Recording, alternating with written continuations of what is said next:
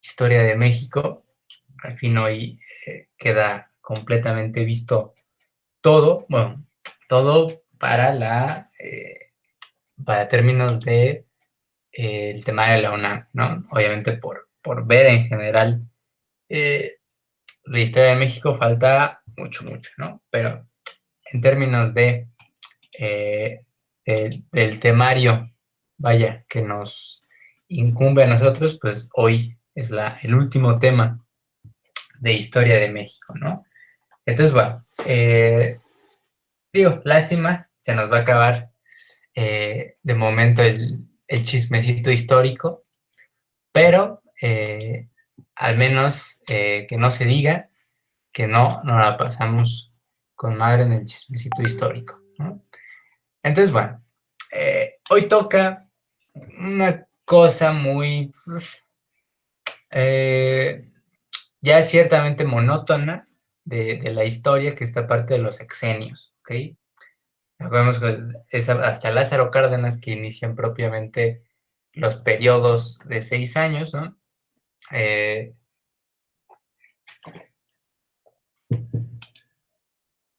Los famosos planes sexenales que vienen de una estructura que tenía Stalin en la URSS, que eran los planes quinquenales, ¿no? Que eran a 5 años en vez de 6. Lázaro Cárdenas dice, mira, vamos a dejarlo más fácil, bueno, más difícil en realidad, pues sería mucho más fácil si sumáramos en quinquenios en vez de sexenios, pero bueno, el chiste es que ya quedan solo esta parte de los sexenios ya más estables. Aquí ya no hay estas cuestiones de que si golpe de Estado, que si algún evento armado propiamente en contra con el fin de quitar a un presidente, y es algo más, digamos, estable, ¿no? Entonces, bueno, vamos a darle porque hay unos cuantos sexenios, ¿no?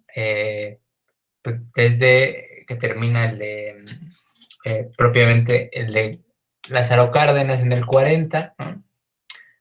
Y del 40 hasta el 2012 hay cosas que ver, ¿no?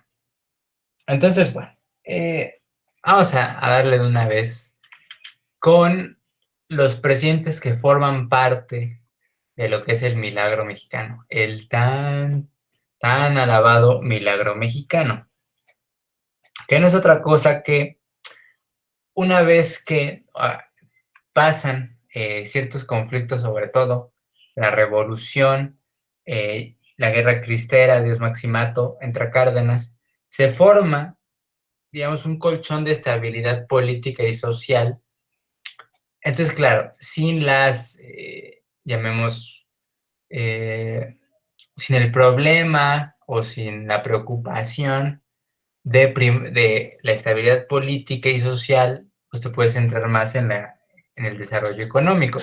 Eso y algunas otras cositas que iremos viendo cómo van avanzando los sexenios. Veremos que hay cosas que es lo que define a este propio milagro mexicano, ¿no? Que viene luego, con el primer presidente que es Manuel Ávila Camacho, un sexenio del 40 al 46. ¿Sí? Ávila Camacho propiamente fue, si bien habíamos dicho que existe esta parte de adiós el caudillismo o el presidencialismo, en realidad todavía van a quedar algunos cuantos años y presidentes antes de que propiamente alguno no tenga ningún lazo militar, ¿no? La militarización de México le va a tocar a muchos, ¿no? Ávila Camacho propiamente fue soldado durante la revolución, se unió prácticamente de adolescente, no le tomó mucho subir dentro de los puestos, se alió a algún que otro plan contra Obregón, ya saben, pues lo de toda la vida de alguien que crece durante el periodo revolucionario. Al final resulta que se hace muy amigo de el buen Tata. Tata Cárdenas le tenía aprecio, se hacen amigos y entonces digamos que ha cambiado a día de hoy el cómo un presidente es nombrado, en el sentido del candidato. Vemos que aquí hay partido. Originalmente seguía haciéndose a la usanza del jefe máximo, ¿no? De Plutarco Elías de el presidente que está, determina el candidato, ¿no? Elige el candidato y ya, el candidato se compite. Va a ser básicamente hasta el 2000 que cambie la manera de elegir al candidato presidencial, ¿no? Entonces, claro, Cárdenas dice, ¿sabes qué?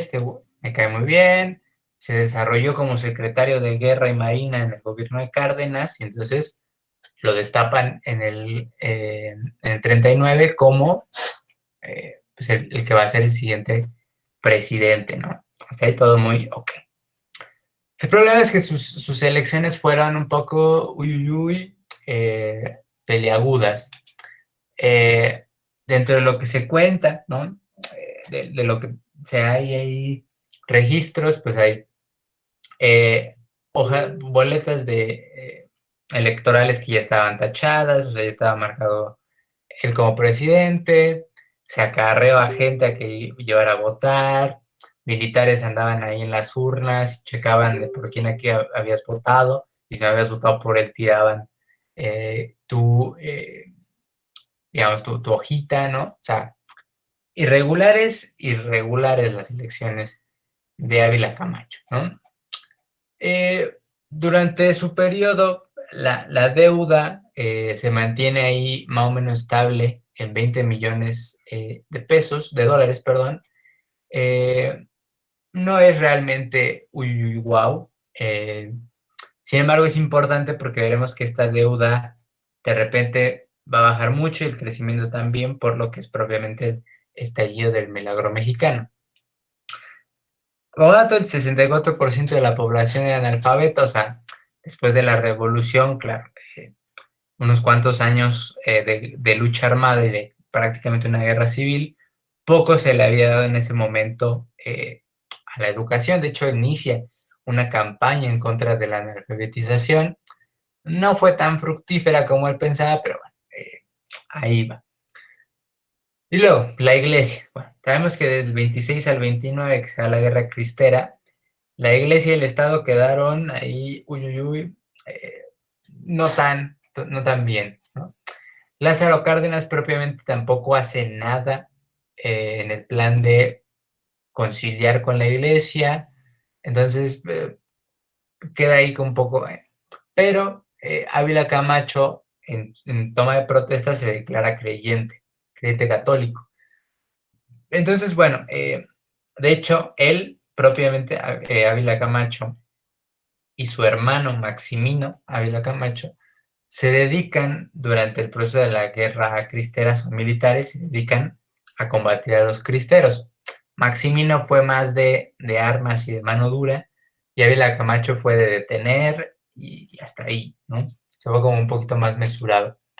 Fue propiamente Lázaro Cárdenas que admiró más esta parte de Camacho, de ser más, de Manuel, de ser más mesurado y conciliador, ¿no? Entonces al final, bajo digamos, su gobierno, no se fusionan, sino que se llega a acuerdo entre los bandos cardenistas, revolucionistas y Ávila camachistas, ¿no? O sea, como que consigue que todos queden contentos, ¿no? Incluso la iglesia, ¿no? Entonces ahí está. Su juego con la iglesia como que queda muy bien.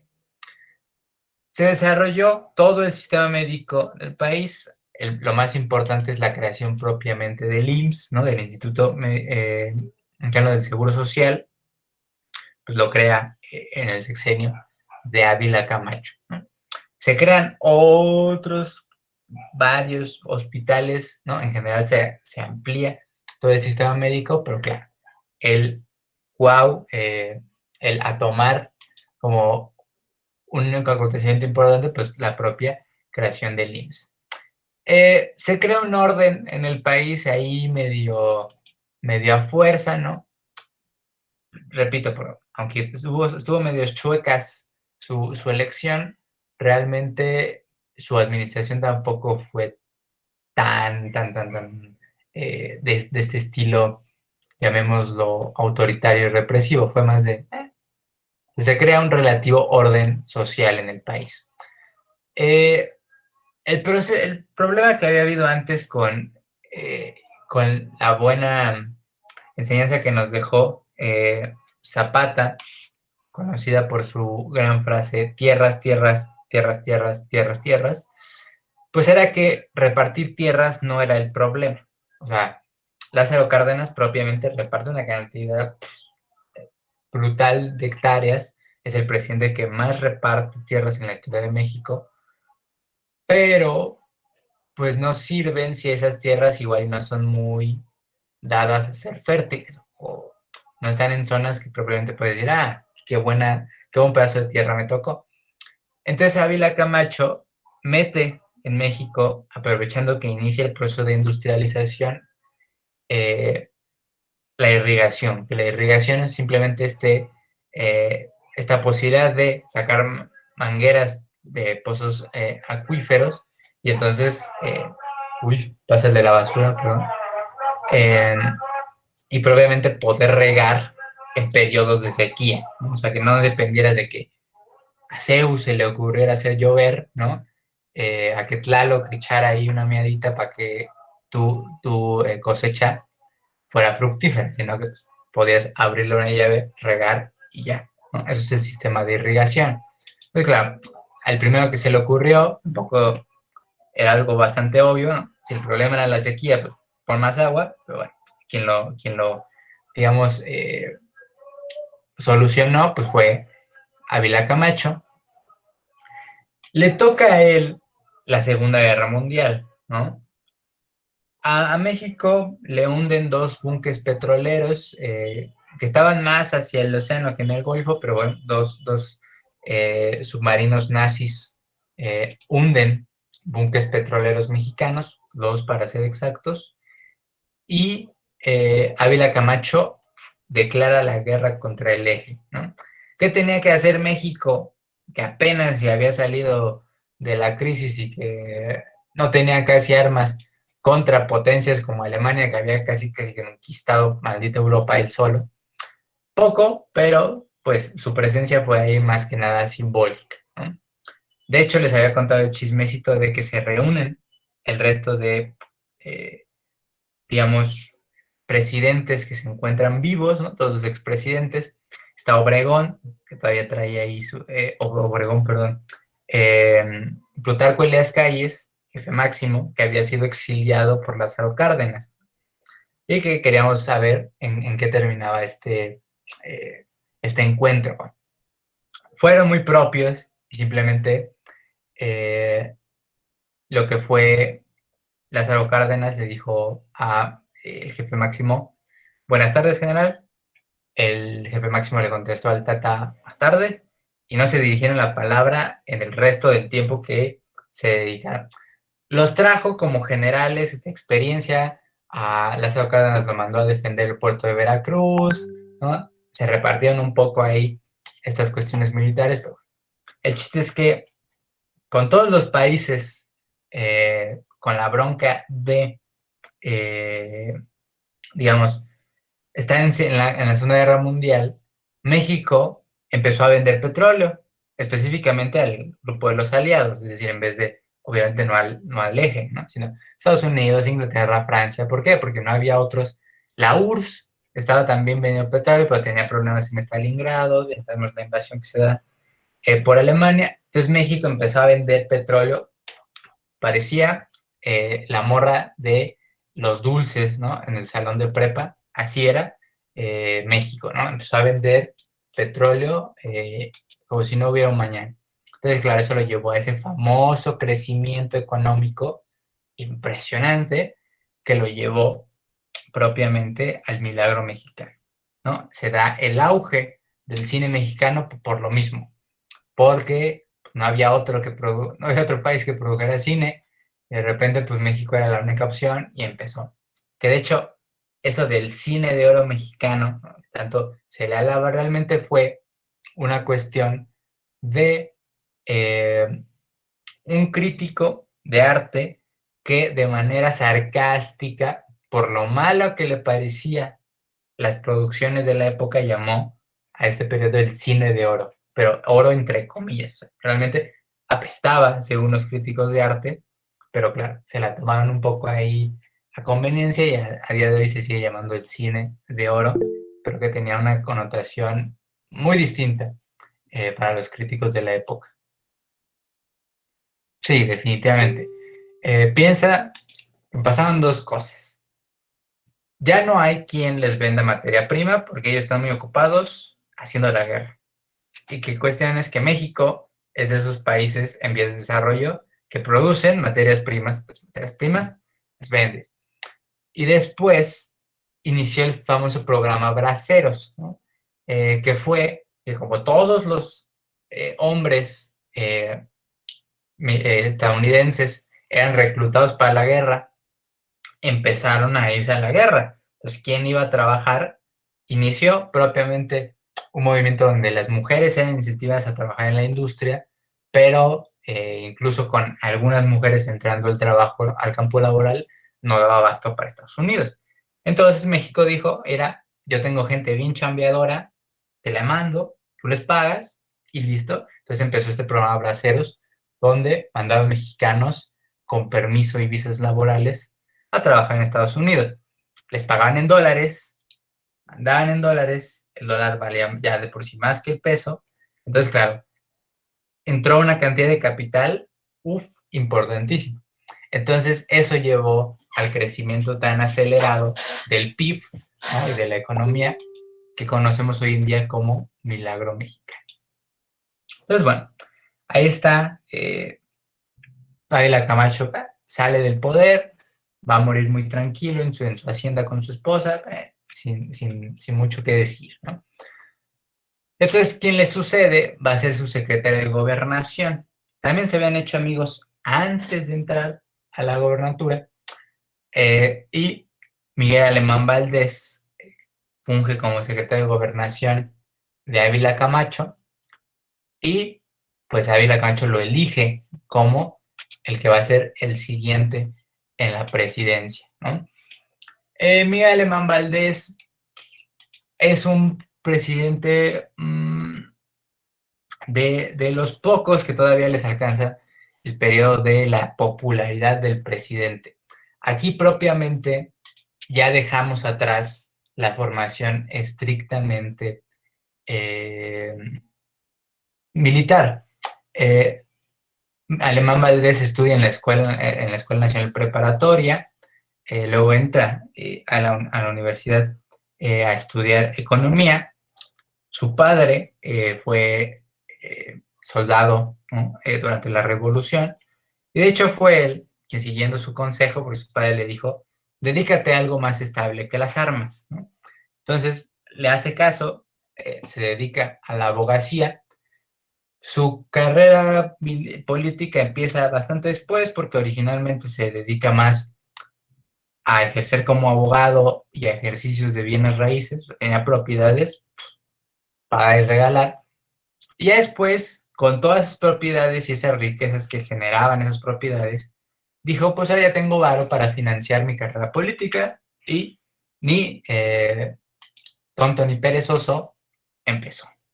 Entonces, se hace, camina a través de diputado, senador, y llega a ser secretario de Gobernación de Ávila Camacho.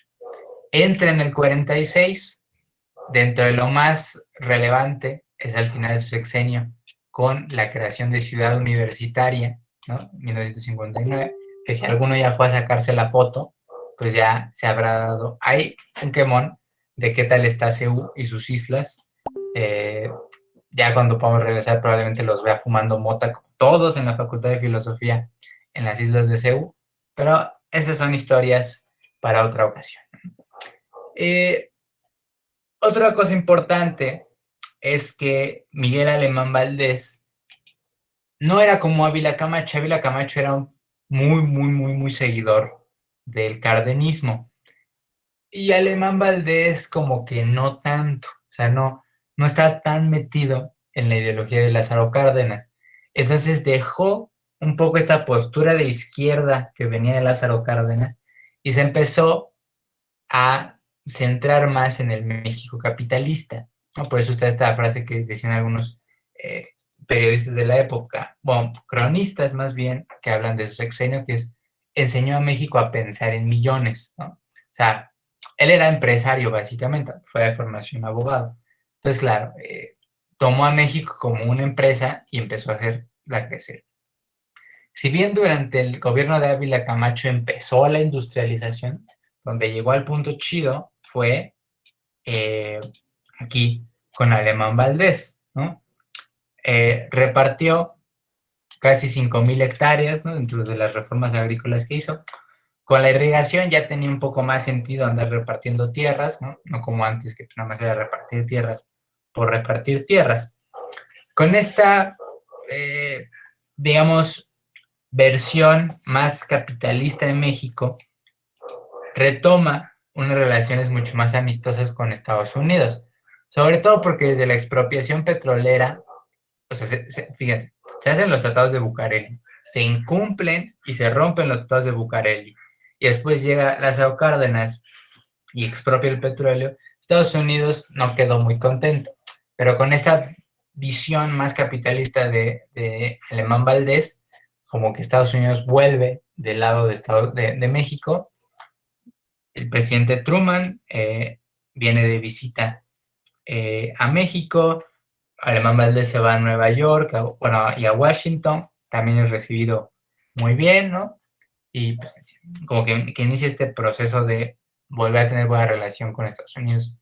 Inicia la inversión extranjera, la inflación un poquito más alta de la que tenemos hoy en día, la inflación de los últimos años ha estado por ahí del 4.4%, aquí el 6.6%, pero eso es anual. Realmente te decides agarrar el promedio de todos sus años. Al final la inflación fue poco a poco hacia abajo gracias al milagro mexicano, ¿no? El proteccionismo, o sea, si bien dejó a la inversión extranjera, seguía favoreciendo a la industria mexicana, ¿no? Entonces como que sí dejaba entrar, pero tampoco dejaba que fuera lo preponderante la inversión extranjera. Evita la devaluación, ¿no? Justo después de los procesos de crisis de guerra, parecía inminente que el peso perdiera valor frente al dólar. Miguel Alemán Valdés, con la entrada de la inversión y el proteccionismo, evita que el peso se devalúe y se funda el Aeropuerto Internacional, ¿no? Benito Juárez, ¿no? El de la Ciudad de México, ¿no? Entonces ahí está su gobierno, ¿no?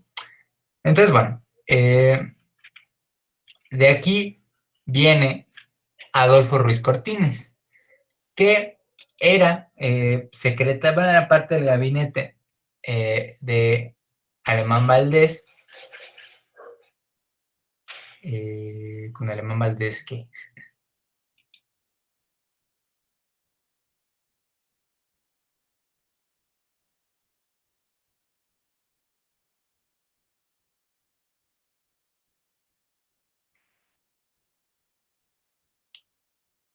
sí bajó la inflación. Bueno, eh, realmente bajó al final del sexenio. O sea, este es un anual, es un promedio de los 6 años en los que estuvo. Inició un poquito casi por esta cifra, un poquito alto, y con el paso de los años la inflación fue yendo a menos. Entonces, sí bajó la inflación, tampoco crean que bajó a una cosa así, 0%, ¿verdad? Bajó por ahí del 4%. O sea, pero sí llegó a bajar, pero, repito, a final del sexenio. Casi no al inicio. Al inicio andaba por ahí del 7% de inflación. Tampoco, o sea, son datos como generales que pongo ahí específicos por cuestión eh, de explicar mejor. ¿Qué es la inflación? Es un término económico que a grandes para que a grandes rasgos, la inflación es el alza general de precios, ¿no?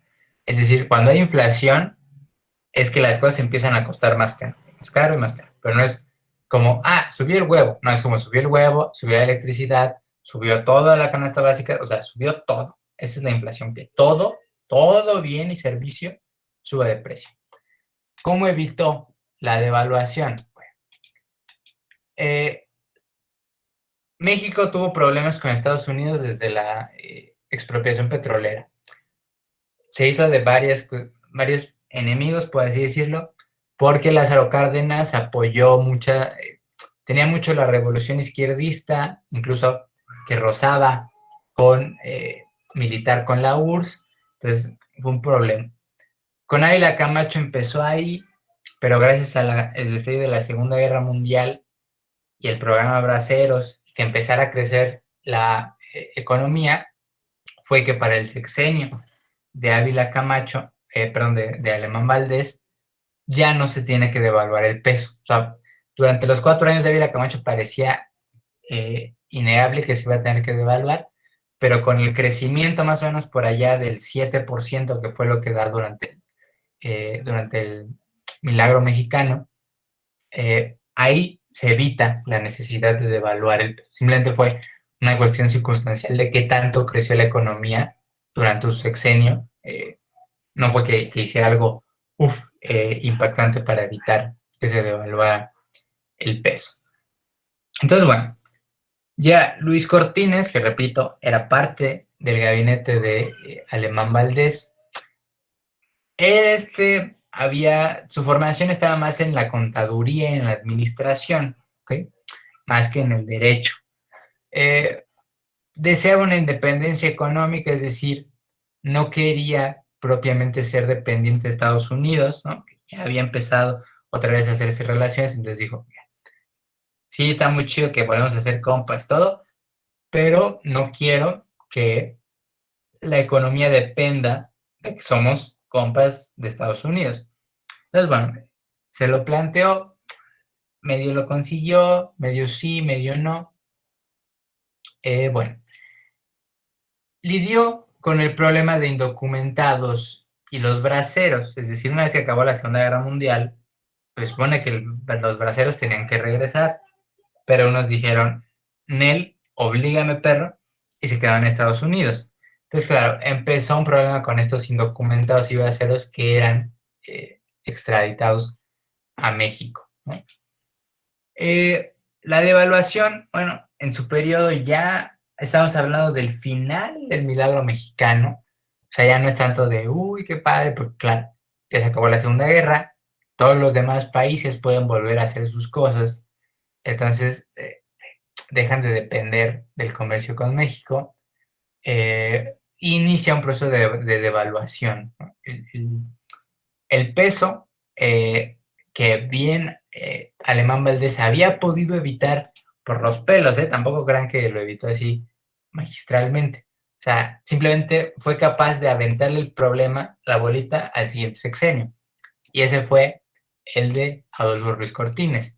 Y el peso se devalúa a $1, se encuentra a 12 pesos 50 centavos. Claro, hoy nos daría que el dólar estuviera a 12.50.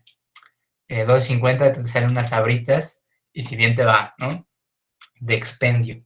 Entonces, bueno, se devaluó un 44.5 la moneda. O sea, estaba casi por ahí del 7 varos, más o menos estaba durante Alemán Valdés el peso frente al dólar, y se devalúa. Y le tocan problemas de huelguistas, ¿no? Aunque estos ahorita me los saltaremos para verlos al final. Terremoto en el 57, no va a ser tan grande como el del 85, pero toca hay una mini crisis natural.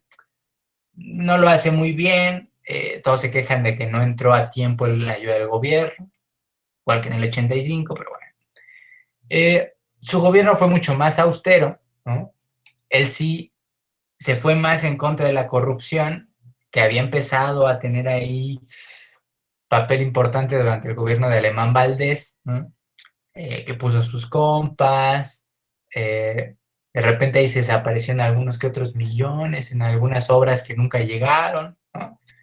Y Ruiz Cortines fue más moderado y en vez de poner a sus amigos, puso a gente calificada, o sea, como que en lo social y político iba muy bien. En lo económico le dejaron ahí el changarro un poco traqueteado. En lo social, repito, le fue muy bien porque los derechos, el derecho al voto, del voto a la mujer, ¿no? Propiamente, bueno, aquí está. Aquí, bueno, a ver, lo cambio de lugar. Aquí está. Ahí está. Propiamente el voto femenino se lleva al Congreso en el 47, se aprueba en el 53 y se ejerce hasta el 50, sí, en el 53 se aprueba y en el 55 es cuando ya queda constitucional, ¿no? Y hasta el 58 pues se ejerce, ¿no? Entonces, bueno, ahí está, ¿no? De lo más importante de Ruiz Cortines va más enfocado a esta progresión social, ¿no? El voto a la mujer. ¿Qué fechas es la más probable que hable el examen? Probablemente la del 53, que es cuando ya se aprueba propiamente ya el Congreso. Dice, ahora sí, la mujer legalmente se puede votar en todo México, ¿no? Entonces probablemente hablen más de cuándo se aprueba que de cuándo se manda al Congreso, ¿no? Entonces, bueno, repito, probablemente el 53 lo tomen como la fecha importante. Y del 64% de la población analfabeta que teníamos durante Ávila Camacho, aquí ya los planes nos llevan al 42%. Sigue siendo un índice alto, pero a 12 años ya se ha trabajado bastante en el término del analfabetismo. Y ya en el 58, es decir, hasta el último año de su gobierno, le tocan 2 huelgas, el movimiento de maestros y el movimiento de ferrocarrileros. Propiamente no hay medio con los maestros se pone medio represivo, ¿no? De repente manda el ejército, que les ponga unos tehuacanas encima, nada al final que quede muy Díaz Ordacero, como va a ser después.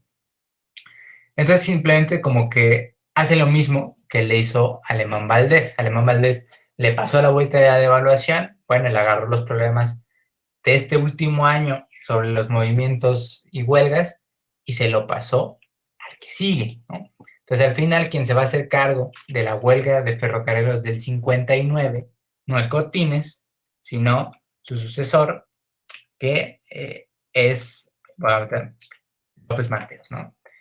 Pero antes, bueno, les ha dicho que con Luis Cortines se acaba este proceso de el milagro mexicano, este crecimiento tan increíble, entre comillas, el increíble, de la economía mexicana.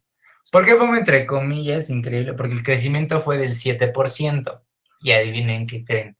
Que para que un país se considere desarrollado, que veíamos en geografía, uno de los conceptos económicos más importantes, macroeconómicos, para que un país se desarrolle, es que mínimo su crecimiento sea del 7%. Entonces, en general es como que, uy, wow, el crecimiento, pero realmente era como, para cualquier país desarrollado, 7% es como, me fue relativamente bien, no fue ni bien ni mal, hasta un poquito mal, ¿no? El crecimiento de Estados Unidos me parece que ahorita está en el 13%, o sea, por el doble, o sea, México se las dio muy de, uy, milagro, pero tampoco era gran cosa.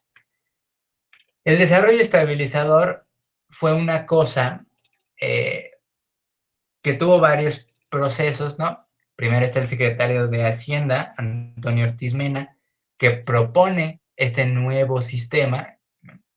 Luego está la proposición es que el gobierno y las empresas y el campo se trabajen de manera distinta. Es decir, que el gobierno no controle las empresas y que las empresas no controlen las actividades agrícolas, sino que todo se maneje como de manera independiente, un compromiso de inversión a los sistemas de producción, es decir, ya que se había industrializado, pues ahora invierte en empresas, ¿no? O sea, invierte en cosas que produzcan. Promesa de un mejor salario, cambio de orden, seguridad de paz social, ya saben, la de siempre. Se dijo, no hombre, ¿cómo crees? Esto va a estar súper chido, nada va a faltar en, en el desarrollo estabilizador. Y bueno, al final faltaron muchas cosas, ¿no? Problemas económicos se iban a aparecer, solucionar, a grandes rasgos se solucionaron, ¿no? Pero todo era un poco bajo la mesa, ¿no? Entonces solucionaba un poco ahí de manera poco pública, ¿no? Bueno, simplemente para que se entienda qué es el desarrollo estabilizador, fue, ok, ya que crecimos durante el milagro mexicano, ¿cómo vamos a repartir las ganancias? ¿Cómo vamos a hacer que no solo sea un crecimiento, sino un desarrollo? Puede ser que el crecimiento es que el PIB aumente, que el dinero se aumente. El desarrollo es que toda la población general disfrute los beneficios de ese crecimiento. Hasta ahorita el milagro mexicano era crecimiento. Ahorita viene el periodo de intentar llegar al desarrollo. Entonces, bueno, Adolfo López Mateos va a ser el primero que le toca entrar directamente con el desarrollo estabilizador, porque el desarrollo estabilizador inicia en el 54, o sea, durante Cortines. Pero el que ya entra en este sistema es López Mateos. Adolfo López Mateos es el último presidente que va a tener popularidad. ¿Okay? Sé que para nosotros nos parece extraño, ¿no?, que algún presidente sea querido en México, y es porque después de López Mateos nadie tiene popularidad real. ¿Okay? Él es el último presidente al que le aplauden en público, el último presidente al que es como don presidente, ¿no? Seguramente si hubieran existido los memes después, durante el 64, a todos los que siguen les hubieran hecho una cantidad impresionante, porque a partir de aquí la popularidad del presidente, poca. Entonces, bueno, Adolfo López Mateos estaba formado en leyes, tenía algunas que otras distracciones de su, digamos, de su carrera, como lo fue un poco ahí, era medio fiestero y era un poco yoló, ¿no? Antes y durante de su matrimonio tuvo una cantidad de aventuras importantes. De hecho, lo que más se rescata de su presidencia era que era un poco despilfarrador, ¿no? Le gustaba pues gastar varo, ¿no? De hecho, tiene una frase célebre, si lo queremos ver así entre comillas, que decía, hoy toca viaje o vieja, ¿no? O sea, se la pasaba dando giras, haciendo World Tour o andar ahí de gigoló. Entonces, bueno, fue un presidente muy rockstar, pero que no tuvo resultados tan buenos como pudo haber tenido, y por eso se acaba su popularidad. Entonces, bueno, estos grupos, las movilizaciones de grupos de Jesús Espino por la huelga que le había arrastrado del sexenio pasado Ruiz Cortines con los ferrocarrileros, ¿no?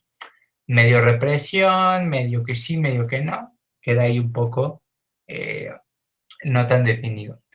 Manifestaciones religiosas, porque el Vaticano todavía no se habían puesto en buenas relaciones con México, eso va a pasar hasta Gortari, y le hagan, pues quedan ahí en el olvido estas manifestaciones religiosas. Cárdenas hace el escándalo del expresidente apoyando la revolución cubana, con la que después se desatará la crisis de los misiles, y ahí la URSS medio se pone a reventar el mundo con ojivas nucleares. Entonces, bueno, queda un poco ahí la imagen de México rara, ¿no? Después de la creación del IMSS, que habíamos visto con Ávila Camacho, pues ahora toca la creación del ISSSTE, ¿no? El Instituto de Seguridad Social, Servicio para los Trabajadores del Estado, ¿no? Ahí está, Seguridad y Servicio Social de Trabajadores del Estado, ISSSTE, ¿no? Entonces se crea el ISSSTE. Si a ustedes tengan trabajo formal, no como nosotros que no tenemos trabajo formal, probablemente les den aguinaldo. Bueno, se lo deben a este rockstar de aquí, a López Mateos. Él es el primero que extiende el mercado mexicano no a Estados Unidos, sino a Sudamérica. Entonces, inicia esta parte, no es el Mercosur, porque el Mercosur al final es mucho después y no incluye a México, pero sí que inicia ciertas relaciones económicas, sobre todo con Brasil en su momento, que es la otra potencia latinoamericana, por así decirlo, entre comillas de potencia. Entonces inicia como otras relaciones económicas que no es Estados Unidos. López Mateos también fue muy de, uy, mira, aquí sobra un milloncito de una obra pública, se desapareció, se empieza a concentrar la riqueza en unas secciones de la población, pese a que supuestamente vamos al desarrollo, realmente no llega muy bien. La atención social fue pésima, ¿no? Entró con mucha popularidad, terminó sin demasiada, ¿no? Entonces, pues repito, aquí se acaba la popularidad del presidente.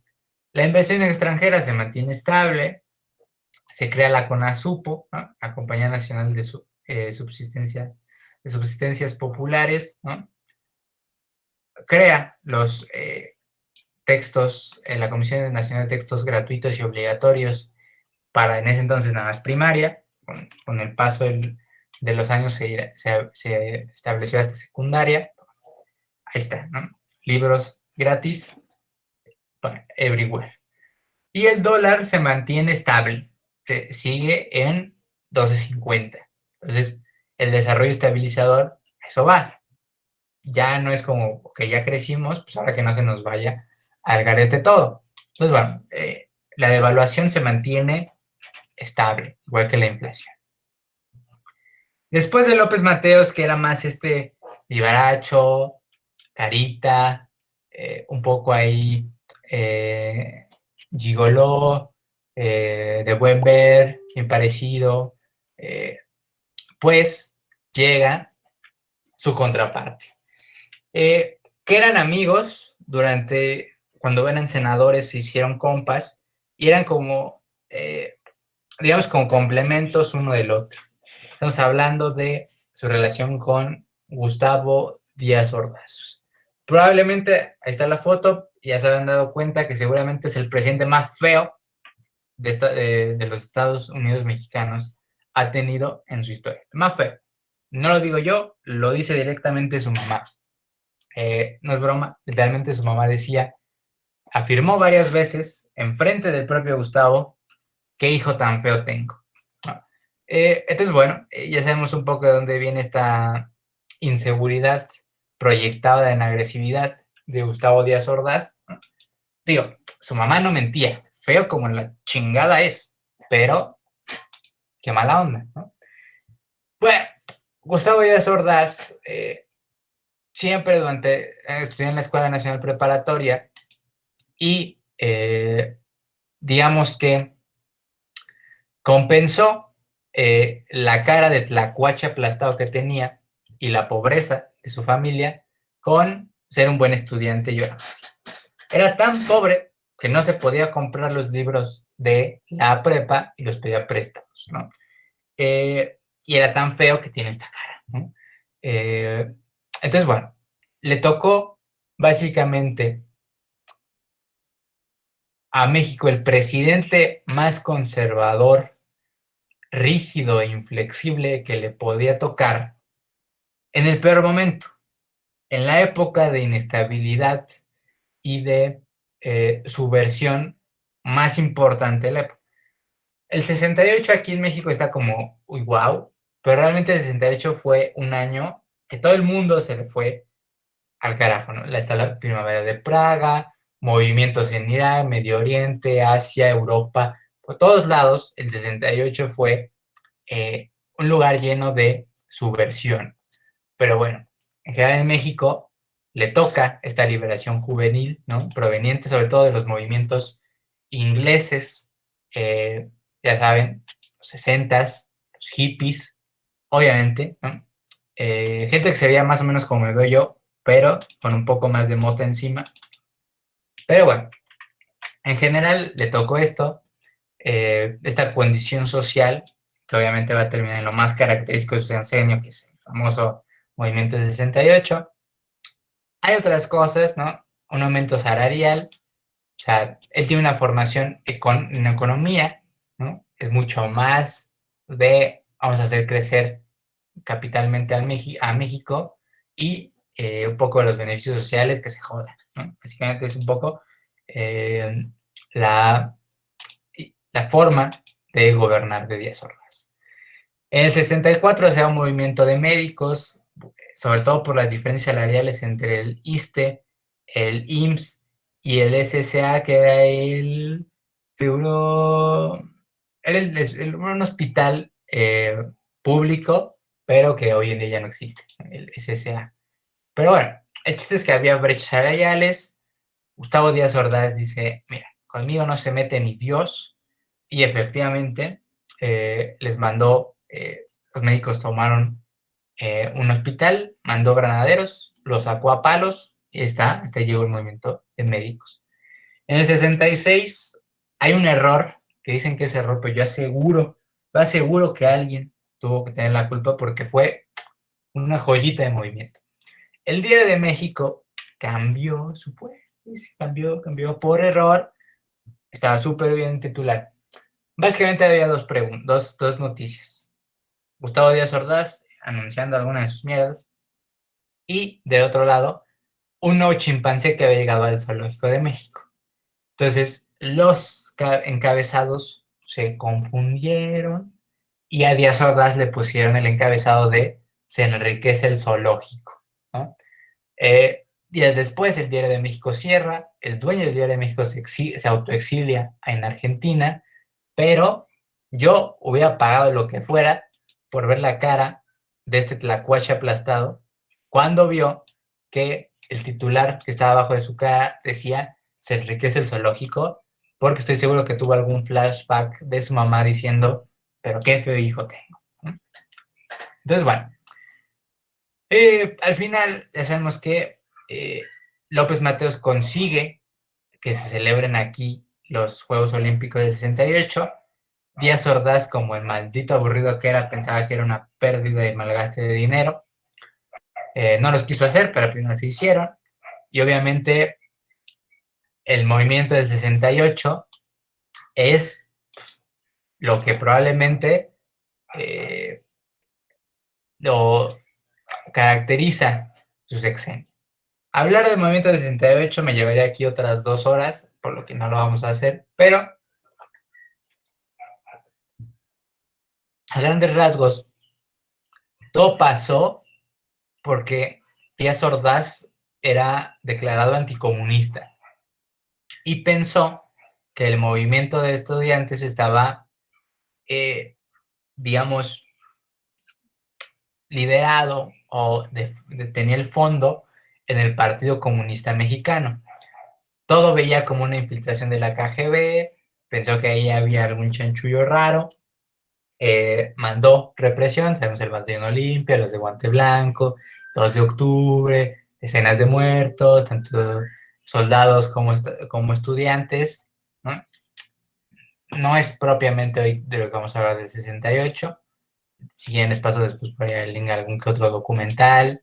Si quieren leer La noche Tlatelolco de Elena Poniatowska, es una manera bastante entretenida de hacerse de qué pasó durante esta época. Son puras entrevistas y declaraciones de gente involucrada, entonces está bastante verídico, bastante de primera mano para hacerse de este pues, crecimiento sin desarrollo, que es lo que les digo, creció la economía, pero nadie disfrutó de ella más que las altas esferas sociales. Y pues antes de ser presidente fue secretario de Gobernación de López Mateos. Quien fue su secretario de Gobernación va a ser su sucesor, que es Luis Echeverría Álvarez. Echeverría tampoco tenía mucha vida social, pues se llevaba con el negro Durazo, también es otro personaje histórico, del cual le podemos sacar aquí bastante de datos, pero no estamos para eso hoy. Estamos en poder sexenio. Pues bueno, Echeverría, del 70 al 76, fue secretario de Gobernación de Díaz Ordaz. Se dicen que él fue quien ordenó el ataque de la noche del 2 de octubre en Tlatelolco. Al final salió Díaz Ordaz a asumir la responsabilidad, pero después de que salió de la presidencia nunca se volvieron a hablar. Pues para saber en qué quedó. Bueno, Luis Echeverría le tocó es un sexenio de populismo fallido, ¿no? Trató de llegar como con muy buena imagen a las masas, pero les recuerdo, después de López Mateos, ningún presidente va a ser popular, entonces mejor que ni lo intente. Le toca enfrentar la crisis de la OPEP, la Organización de Países Exportadores del Petróleo, que claro, México propiamente no pertenece a la OPEP, aunque es un exportador de petróleo, porque no es el gran exportador de petróleo. La OPEP baja el precio del barril, México se ve obligado a hacer lo mismo, se recortan las ganancias, queda un poco ahí raro, ¿no? Viene de visita el presidente de Chile, Salvador Allende, que después será asesinado, ¿no? Que de hecho, lo importante de esto es que Salvador Allende llegó un poco con los estudiantes de la época, los jóvenes de los 70s, tenía un corte bastante izquierdista, casi rozando con el comunismo y socialismo, entonces le dio cosilla a alguno que otro en el gobierno mexicano. Al final se las daba de que él no había sido el responsable del 68, bueno, tal vez no lo fue, tal vez sí lo fue, nunca lo sabremos, pero de lo que sí se le reconoce es del famoso halconazo, el jueves de Corpus de 1971, donde otro movimiento estudiantil mandó un grupo paramilitar entrenado y armado a matar gente. Bueno, halconazo, jueves de Corpus, 1971. La Guerra Sucia, que fue esta parte donde el gobierno controló los medios de comunicación para difamar, ¿no? A lo que conocemos como fake news, no son nuevas. Las fake news, pues, si les interesa, el dato surgió durante la Primera Guerra Mundial, ocupadas por los gobiernos contra otros gobiernos, pero en México se ocupó del gobierno contra otros grupos sociales, ¿no? Está la Guerra Sucia. Ocupó a los medios para decir que él era el chido y que todos los demás no. Inicia esto del desarrollo compartido, que fue como una versión distinta o la versión 2.0 del desarrollo, ¿cómo se llama? Me fue el nombre, perdón. El desarrollo estabilizador, ¿no? Y toca el desarrollo compartido, que tampoco tiene mucho de compartir las riquezas ni nada, porque frena las riquezas y el flujo de inversión, porque el señor quería darle, según, mucha importancia a la industria mexicana, que al final no lo hizo, entonces perdió la industria nacional y perdió la industria internacional. Entonces, bueno, muy listo no era este chavo. Desequilibrio económico, ¿no? Que haga desarrollo compartido, que desarrollo ni que nada. Desequilibrio económico increíble. Junto al halconazo le toca el famoso Festival de Avándaro, ¿no? Que si alguien está metido en medio del rock latinoamericano lo recordará. Fue un señor festival que se llevó en Valle de Bravo, donde al final se metieron 250,000 personas. Se fumó mota como sin un mañana, ¿no? Salieron distintas tensiones que, bueno, iban un poco en contra del gobierno mexicano. Al final se prohibió el rock en todo México por orden de de Echeverría, y subió el dólar, ¿no? Por este desequilibrio económico, el doble. Si antes estaba en 2.50, ahora está en 25. O sea, este carnal como que no le avisaron de que iba a ser presidente, hizo pura babosada. Digo, Disculpa, perdón que te interrumpa, pero ¿por qué antes ellos tenían como un control en el precio del dólar y ahorita ya no se tiene? no es precisamente en el precio del dólar, existía historia económica, pero a grandes rasgos han existido distintas maneras de saber el control de divisas, o sea, cuánto equivale una divisa frente a otra. Antes era cuánto oro puedes comprar, luego cuántos bienes puedes comprar, luego factor plata, luego regresan al factor oro, y hoy en día está en la famosa libre flotación. Es decir, antes, hasta que un presidente no dijera, vamos a devaluar el peso, no se devaluaba. El problema era que si te mantenías en la idea de no lo voy a devaluar, cuando se tuviera que devaluar, se iba a tener que devaluar muchísimo más. Entonces, claro, la ventaja de la libre flotación es que cuando se infla o desinfla el valor, pues lo hace muy, muy poco, ¿no? O sea, amanece el dólar a 19.18 y al día siguiente a 19.21. Entonces, claro, 3 centavos no es mucho. Entonces, la libre flotación permite eso. Fue hasta el 94. Hasta el 94 se deja el peso a libre flotación. Simplemente cambios de formas de, digamos, saber el valor de una divisa frente a otra. Así era eso. Eh,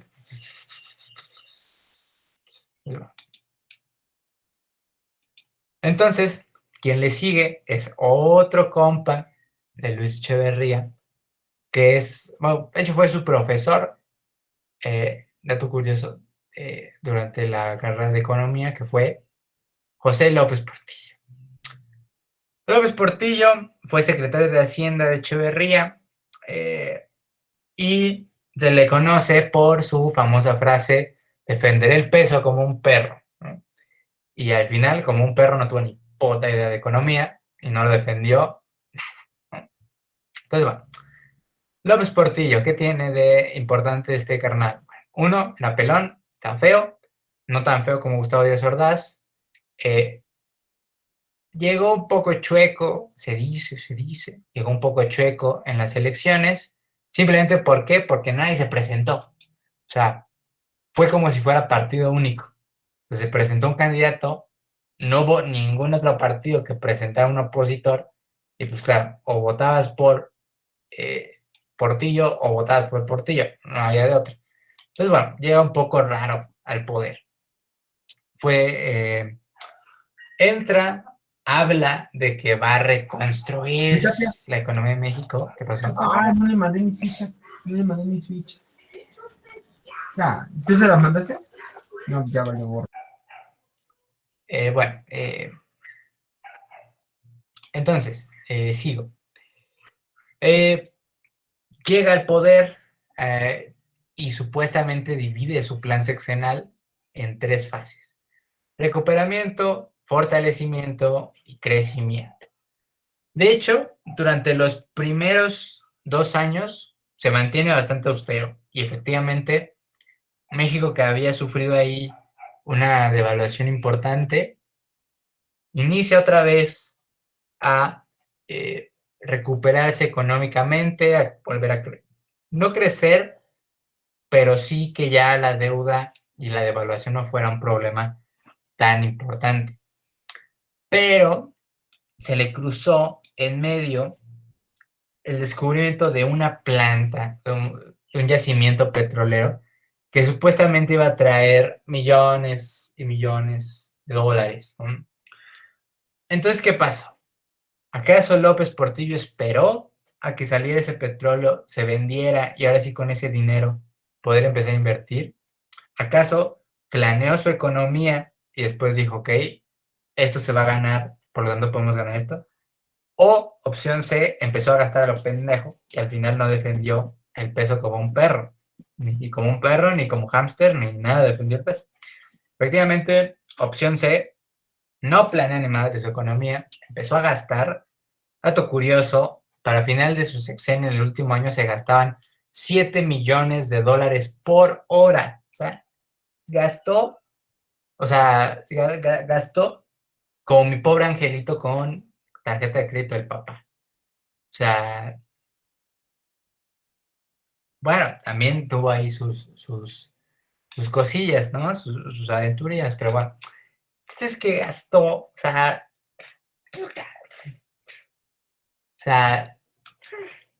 gastó como yo de 10 años con 10 varos en la tiendita. O sea, me sentía que podía comprar la tiendita entera. Digo, cuando los chetos valían 2.50, con 10 varos te sentías el señor del mundo.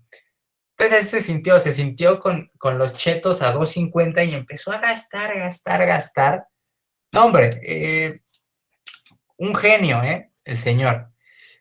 Aparte, empezó una política de admiración a la imagen del presidente. Si buscan, pueden encontrar videos de él jugando tenis, nadando, montando a caballo, en charrería. O sea, se empezó acá a hacer la vida. Fue un influencer, ¿no? Del año de los 70s, ¿no? O sea, empezó estos videos, ¿no? Podemos considerar el precursor de TikTok, si quieren verlo así. O sea, empezó una imagen una cultura a la imagen del presidente cañón. Obviamente en algún momento su gastadera posible de dinero lo lleva a valer 3 hectáreas de guayaba y se le devalúa el peso 400%. Hazme el maldito puto favor. Pues bueno, nacionalizó la banca en un intento de que no se le devaluara más el peso. Le quitó 3 ceros, empezó a dejar de imprimir, o sea, hizo lo que pudo porque se le devaluó el peso, o sea, horrible, feo. Al final, obviamente, todos los periódicos lo empezaron a tachar de pendejo y la verdad es que mucha falta, o más bien, mucha razón no les faltaba. La neta es que sí, se la mamó. Y dijo una famosa frase, no pago para que me peguen. O sea, porque hasta ese entonces el gobierno mantenía los medios de comunicación, ¿no? Eran subsidiados por el gobierno.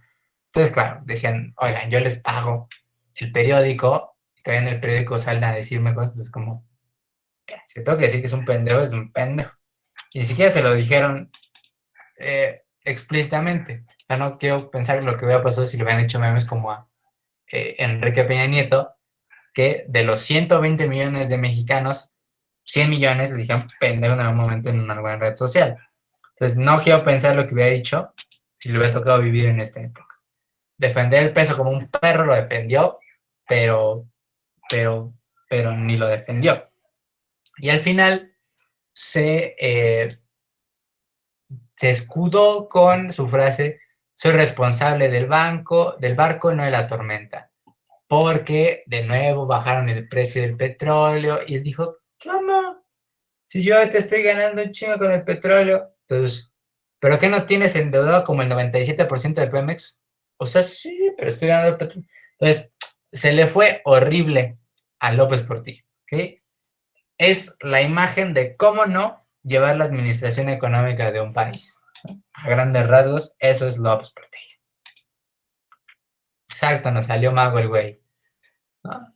Empezó a sacar dinero de petróleo que no había ni sacado y dijo, ya soy rico, muy chingón. Y al final pues, se quiso hacer muy don verga y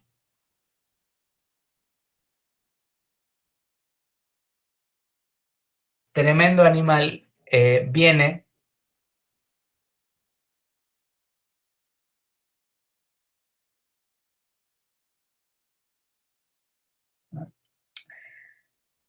La teoría del neoliberalismo es complicada en México. El chiste era que el mercado, es decir, toda la posibilidad de compra y venta de servicios y objetos, pues se regula por la distribución de ingresos, es decir, quien tiene más, compra, quien tiene menos, compra menos. Así de fácil.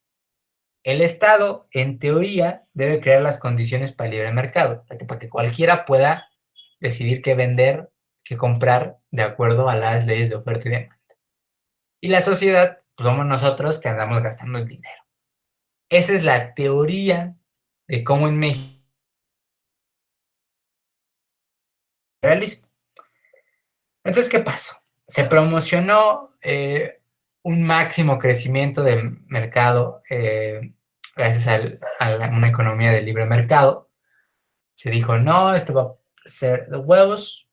Ya vemos después que no. O sea, se implementó, no funcionaron ninguno de estos 4 puntos. El aumento de tasas de ganancias del capital privado, o sea, decías, si ponías un changarro, vas a ganar, cabrón. Se implementó, no funcionó. Reducción de los costos salariales, o sea, que no tuvieras que pagarle demasiado a los trabajadores, se implementó, no funcionó. Y firme contención del gasto público social. O sea, no aumentar demasiado la deuda del país para que eso no nos llevara a que se pagaran más impuestos y entonces la gente tuviera más para gastar en el crecimiento. Se implementó, no funcionó. ¿Qué consecuencias trajo? Bueno, si supuestamente decíamos que para ser un país de potencia tenías que tener un aumento del PIB anual del 7%, pues ¿qué creen? Que durante el neoliberalismo se tuvo un aumento del 1.7%. Entonces, se implementó, no funcionó.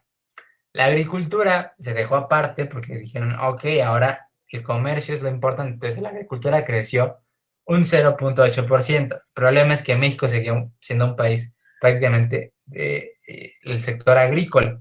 Se implementó, no funcionó. La industria tuvo un crecimiento superior al 7%, que parece, uy, pero para la industria el estándar es crecer un 20%. Entonces, se implementó, no funcionó. Economía orientada al exterior, se invirtió más o se preocupó más de que la gente invirtiera en capital privado de otros países que invertir o apoyar a los inversores mexicanos. Entonces, al final, se implementó y que creen, no funcionó.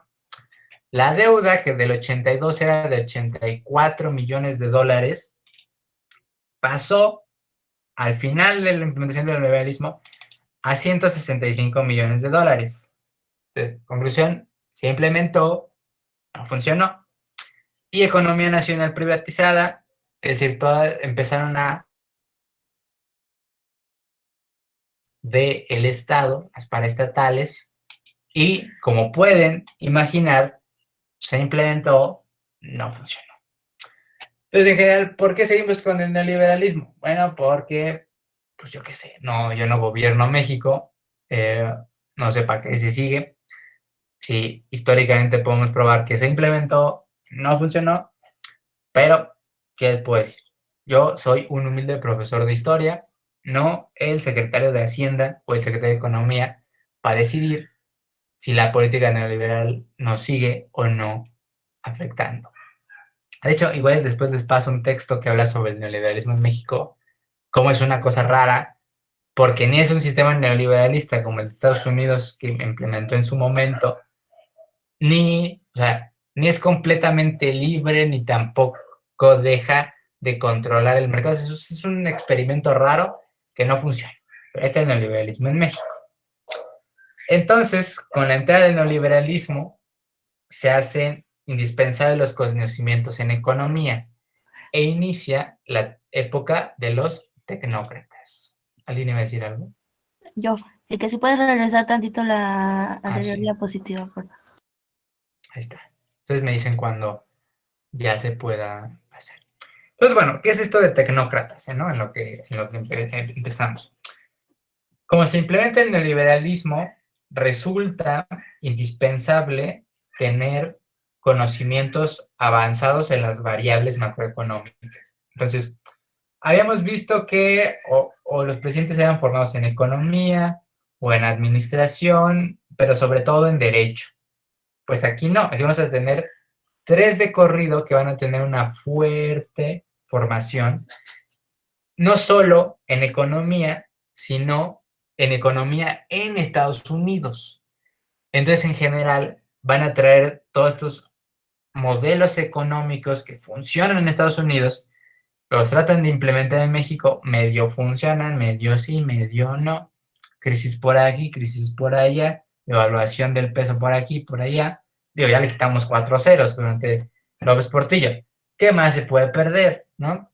Pues bueno, todavía hay cosas por perder, ¿no? Durante el gobierno de los tecnócratas. Entonces me avisan cuando podemos cambiar de diapositiva. Ya, gracias. Okay. Entonces, bueno, los tecnócratas inicia directamente neoliberalista, que es Miguel de la Madrid. ¿Qué piensa que de dónde soy aquí? Entonces, bueno, así queda. Ahora, Miguel de la Madrid es formado en Derecho por la UNAM, pero hace una maestría en Harvard en Administración Pública. Entonces inicia esta parte de meterle ahí a el conocimiento técnico, por se llaman tecnócratas, conocimiento técnico de la economía, que va un poco por ahí. Bueno, también fue parte del gabinete, de aquí hasta Cedillo, todos van a ser parte del gabinete del anterior, ¿ok?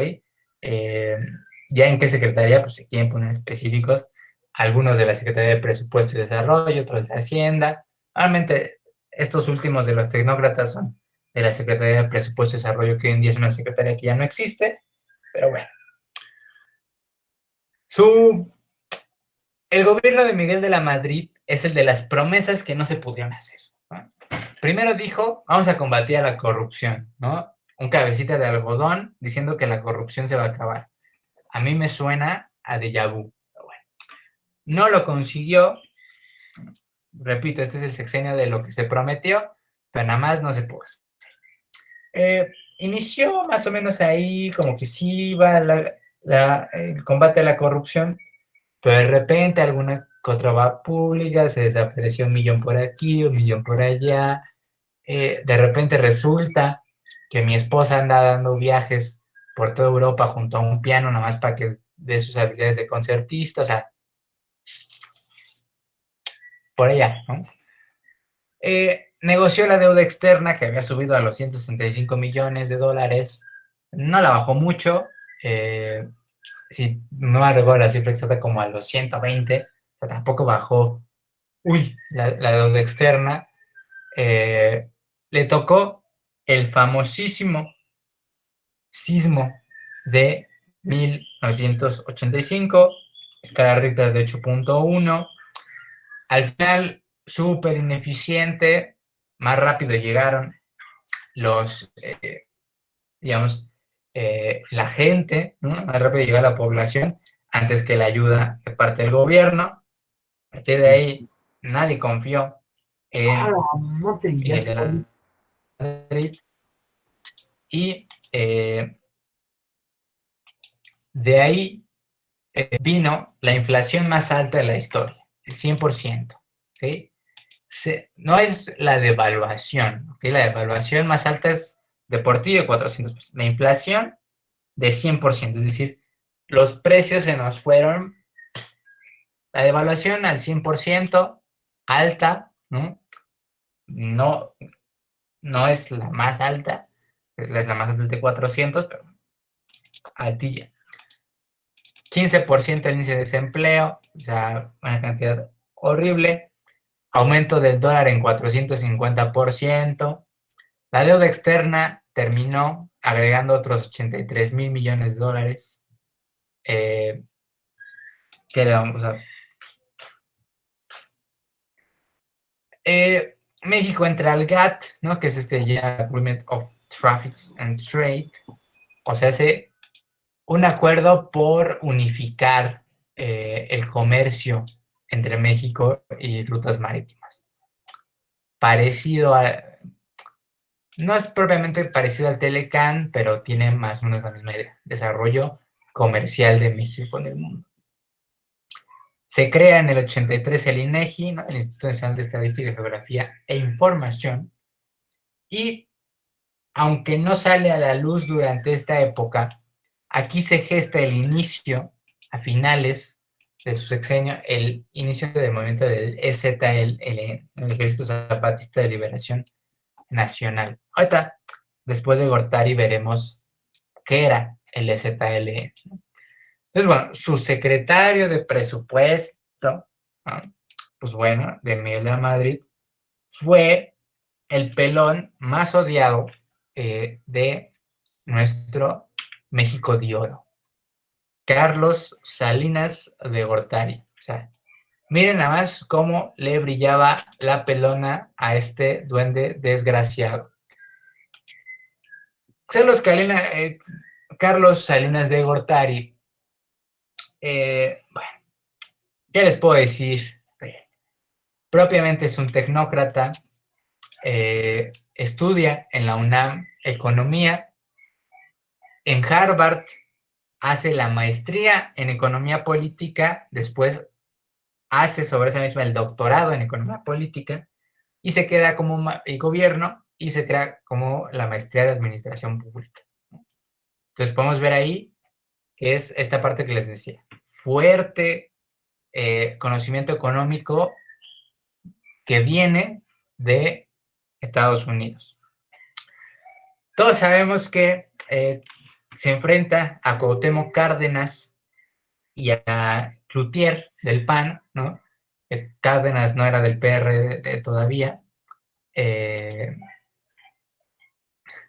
Probablemente Harvard sea el problema. Digo, así como lo ven con su carita de duende de Santa, cuando tenía unos 7 años mató a una señora junto a su hermano. Andaban jugando con un rifle, no me digan quién carajo le da un rifle a un niño de 7 años, y mataron a la empleada doméstica que tenía en su casa, ¿no? Entonces, viene desde niño el ser un hijo de la chingada. Entonces, bueno, ahí está Gortari. Se da este apagón. Uy, qué conveniente del sistema. Cuando Gortari iba perdiendo 38% frente al 40% de Cuauhtémoc Cárdenas, se da un apagón, ¿no? Uy, ¿qué crees? Se me fue el sistema, joven. Y de repente es ganador Salinas de Gortari. Obviamente todos piensan que es fraude. Después Zedillo admite que es fraude, ¿no? Bueno, para que se den, se chequen el ojo, ¿no? Llega en visita 2 veces durante el sexenio Juan Pablo II, que reanuda relaciones con el Vaticano. Ahora sí, después del 1926, es hasta el sexenio Gortari que México y el Vaticano vuelven a tener buenas relaciones, ¿verdad? Rencorosos los malditos católicos, se van a ir al infierno todos, ¿no se supone que perdones al prójimo? Bueno, Juan Pablo le dice, se me hace así a irme al infierno, yo perdono a México y reanuda sus relaciones. Se da el primer tratado formal entre Chile y México, no va a durar tampoco demasiado, pero bueno, ahí está. Se crea, si son tan viejos como yo, recordarán a la famosa Luz y Fuerza. No todo siempre fue la CFE. Antes en la Ciudad de México existía Luz y Fuerza, ¿no? Y el FOBAPROA, ¿no? El Fondo Bancario de Protección al Ahorro.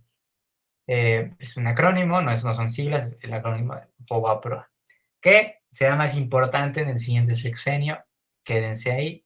Se crean los apoyos de Procampo y en el 93 se firma el Telecán para entrar en vigor el primero. En el 94, y en el 94 se desata el conflicto del EZLN. Ahora vemos en otra diapositiva qué era el EZLN. Pero, y contexto también de esa diapositiva. Se escoge a Luis Donaldo Colosio, me lo matan al chavo. Salinas de Gortari pues aplica la de escoger a otro de rápido y escoge a Ernesto Zedillo. Me matan en mayo del 94 al Colosio. Todos sabemos que fue orquestado por Salinas de Gortari, pero bueno, eso es historia no confirmada. Y el dólar se mantiene en 6 pesitos. O sea, regresamos a estabilidad económica. Digo. Lo que sea, tuvo ahí sus chanchullos. Su hermano, ¿no? Fue el que más estuvo relacionado con, en algún momento, ser encarcelado en el 95 por asesinato y enriquecimiento ilícito. De todos modos salió en el 2005, así que, ¿qué le vamos a hacer? Entonces, ¿qué es esto del EZLN? El levantamiento zapatista. Una vez que se firma el tratado del Telecán, Salinas de Gortari afirma que México da el paso a convertirse por fin en una potencia. Hasta ahí todos. Nice. Pero afirma que ya no existen en México comunidades indígenas. O sea, que ya todos súper desarrollados, todos metrópolis increíbles. Claro, incluso hasta salió en los periódicos, ¿no? Como, no más indígenas en México. Y de repente dice el ZLN, chinga, yo estoy pintado, ¿qué? ¿No? Entonces efectivamente se alzan y por eso exigían respeto y dignidad para los pueblos indígenas mexicanos, ¿no? Fue como, ¿cómo que ya no hay indígenas en México? ¿Y yo qué soy? ¿No? Entonces, claro, fue ahí un poco en el algor ¿no?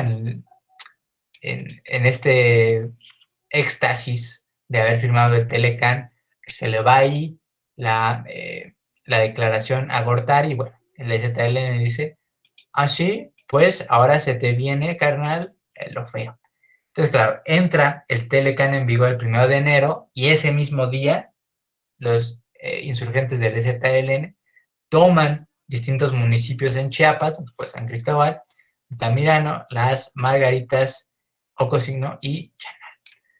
El ZLN también nos da como 2 horas para hablar, no lo vamos a hacer, pero en general es eso. Fue un conflicto de carácter social dirigido a que se respetaran los derechos y dignidad de comunidades indígenas. De hecho, el conflicto va a terminar. Entonces, bueno, teóricamente ni siquiera está terminado, o sea, para que se den una idea.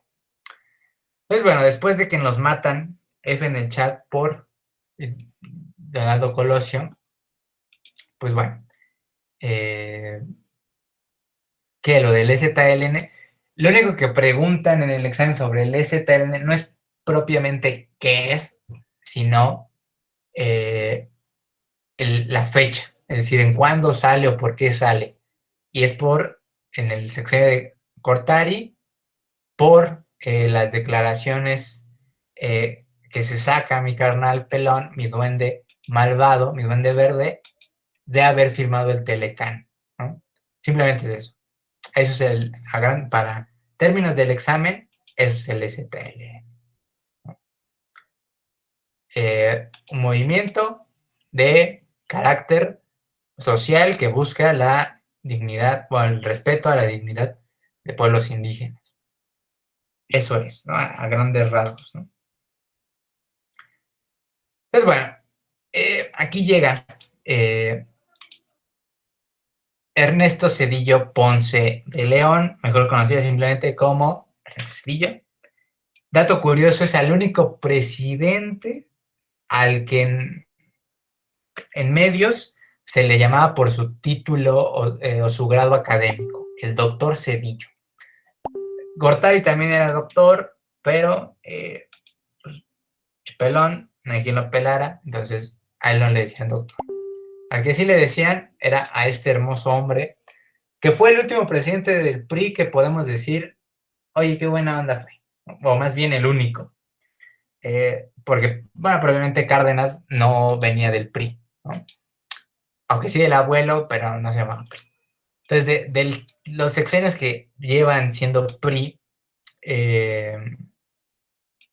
pues este es el carnal que podemos decir, qué buena onda.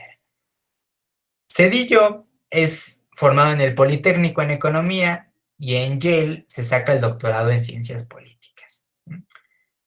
Él participó en el movimiento del 68 y de hecho puedes encontrar fotos de él siendo golpeado por, digamos, por policías, ¿no? En general es un carnal que al final era más de izquierda que de derechas para lo que representaba el PRI, ¿no? Entonces quedó ahí en buenos términos. Distintas cuestiones políticas que se dieron durante el sexenio de Gortari. ¿Qué les puedo decir? De lo que se fue dando en el sexenio, hicieron que muchos inversores sacaran dólares de las arcas de México. Entonces empezó aquí una devaluación, fuerte. Y hace rato que preguntaban de por qué ahora sí cambia el dólar cada vez que se le antoja y antes no. Bueno, aquí está Zedillo, que con sus profundos conocimientos de las variables económicas dijo: voy a poner al peso en libre flotación. La decisión, bien. La implementación, no tan bien. Básicamente, avisó el viernes que iba a devaluar el peso, que lo iba a dejar a libre flotación. ¿Qué pasó? Todos le dijeron: ¿estás tonto o qué? Porque el sábado no iba a funcionar el banco ni el domingo. Entonces, todos sacaron varo, todos sacaron dólares, todo. O sea, México se quedó sin varo, sin dólares. Todo porque a este canal se le ocurrió primero avisar, en vez de decir, ¿saben qué? Hoy entra libre flotación, sin suma de todos. Pues no, avisó y se le conoció como el error de diciembre. De hecho, Gortari y Zedillo se fueron echando la bolita. Hay una frase muy clásica que dijo Zedillo: me dejaron un gobierno, una economía sobre clavos, ¿no? Y Gortari dijo: pues, ¿para qué quitas los clavos, no? O sea, se iban echando la culpa de quién era el responsable del error de diciembre entre uno y otro, ¿no?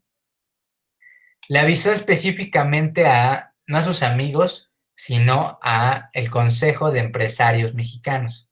Entonces, fue más hacia allá que propiamente a sus amigos. Esta caída de la bolsa mexicana se le fue conocida como efecto tequila. Muy prejuicioso. Digo, también en Brasil fue el efecto Samba, cuando se cayó la bolsa de Hong Kong fue el efecto dragón. O sea, los estadounidenses que crean estos de efectos bastante prejuiciosos, mis chavos, ¿no? Al final, entre lo que fue la PALAUCE, ¿no? Principalmente Estados Unidos junto con algunos otros países potencia y el Fondo Monetario Internacional, a México le prestaron 50,000 millones de dólares. Pero Zedillo no fue como López Portillo, dijo: ¿era tengo varo?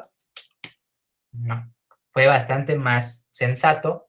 Empezó a invertirlo directamente en Pemex y para el 97, es decir, la cosa era pagar al 2000. 3 años después, Zedillo pagó los 50,000 millones de pesos que le habían prestado, ¿no? Entonces, claro, ahí héroe el buen Ernesto Zedillo, pagando una cantidad, qué importante, de varo que le prestaron en la PALAUCE, ¿no? En el Programa de Acción para Reformar el Acuerdo de Unidad para superar la emergencia económica. Y por último se metió al TLECUEM, que es Tratado de Libre Comercio entre México y la Unión Europea y México, ¿no? Entonces, este es el tratado que a día de hoy nos sigue permitiendo tener relaciones económicas con toda la Unión Europea. Por eso el Brexit fue un desmadre, porque al final deshacía la Unión Europea como la conocíamos, tuvieron que hacer nuevos tratados, pero esto no es de la época de Zedillo. Tal vez el mayor error económico dentro de Zedillo es acudir al FOBAPROA, ¿no? Muchos bancos quedaron en quiebra. Entonces, para evitar que no pasara como la crisis el crack del 29 en Estados Unidos, la deuda que habían adquirido los privados, los bancos, se convirtió en deuda pública. Es decir, los ciudadanos pagaron la deuda de los privados dueños de bancos. Esto, en cuestión de popularidad, no le fue muy bien, porque fue como: oye, yo ya tengo mis propias deudas, ya tengo que pagar la deuda de otro cabrón que ni conozco. En popularidad no le fue muy bien. En salvación económica, hubo otras posibilidades, de acuerdo a algunos pensadores económicos.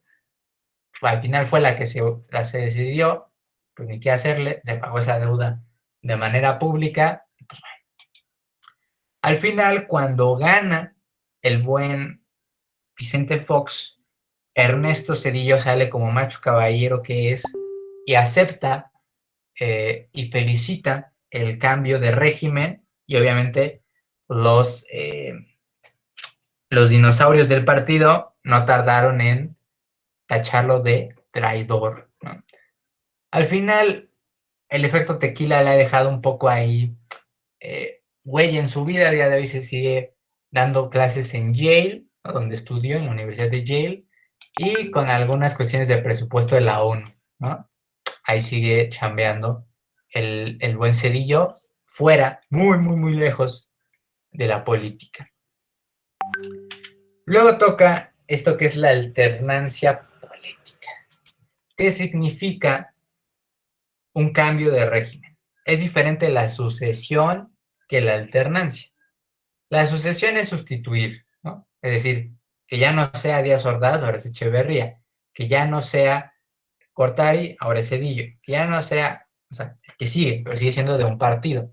La alternancia es cuando el partido cambia.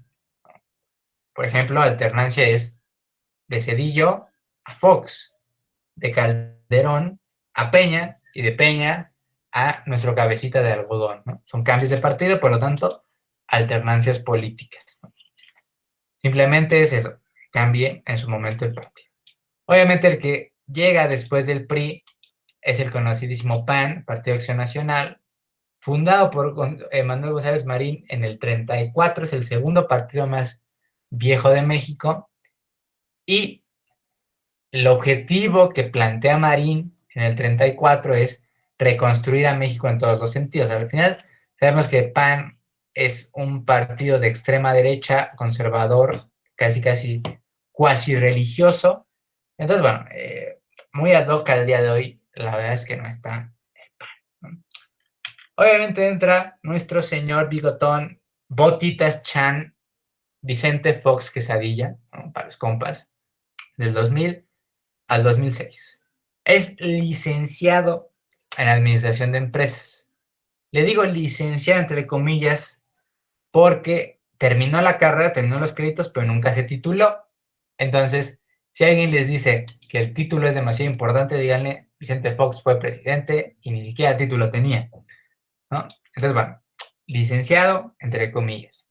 Llegó a ser gobernador de Guanajuato, sacó un diplomado en Harvard, no crean que es tecnócrata de sobre administración pública, ¿no? Su diplomado en Harvard es sobre marketing y empresas, porque pues eso era, a eso se dedicaba antes de entrar a la política. Con su conocimiento sobre todo en marketing, Vicente Fox cambió la manera de ver las cosas. Vicente Fox dejó atrás el partido me representa a la gente va a votar por mí, no por el partido. Es decir, él fue el primero que creó una campaña política basada exclusivamente en su imagen y no tanto en que si es del PAN, si es del PRI, si es del PRD, si es de la coalición tal. Él empezó a venderse a sí mismo como un producto. Es decir, era administrador de empresas. Obviamente lo suyo era vender productos y, ¿por qué no?, identificarse a él mismo como un producto con un target al cual podía ser vendido. Así es como el Botitas Chan llega a la presidencia y claro, le fue un poco mal porque no supo diferenciar entre lo público y lo privado y era un poco boca floja, ¿no? O sea, como yo, pero al menos yo no soy presidente y no tengo que hablar frente a un público importante. El presidente, bueno,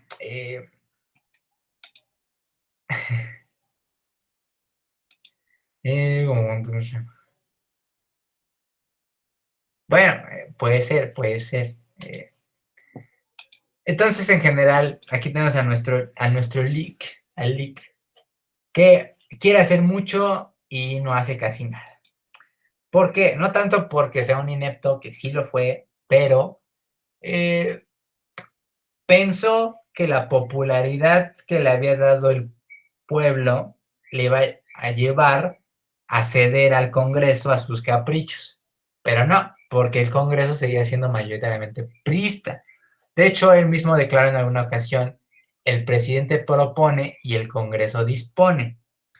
En general, el Congreso le mandó para atrás todas sus reformas, las reformas estructurales, la reforma energética, la laboral, la política y la fiscal, que todas eran con este sentido de hacer un México mejor, según los planteamientos de Fox, pero claro, como su partido no era el mayoritario en el Congreso le regresó todo. Entonces, todas sus reformas, pues al final ni quien las peló, porque el Congreso le dijo, nel perro. Luego quiso hacer una reforma migratoria para andar en mejores términos con Estados Unidos, que creen que le toca el 11 de septiembre, el atentado de Al Qaeda, y pues bueno, Estados Unidos a partir de ahí se puso bien princesa con quien migra, pero pues al final ya no se arma su política, su reforma migratoria. Entonces, en general, Fox es un güey que quiere hacer mucho y al final condiciones externas a él no lo dejan hacer nada. Entonces, bueno, una de sus frases clásicas es el come si te vas, ¿no? Que una vez iba a venir Bush y Fidel Castro de Cuba. Entonces a Fidel Castro lo recibió en la mañana y le dijo, oye, va a venir Bush. Y Fidel Castro así como, ah, sí, chido. Sí, pero Bush no le gustan los cubanos, ¿no? Tienen ahí un problema con Cuba, no, sí sé. Y entonces,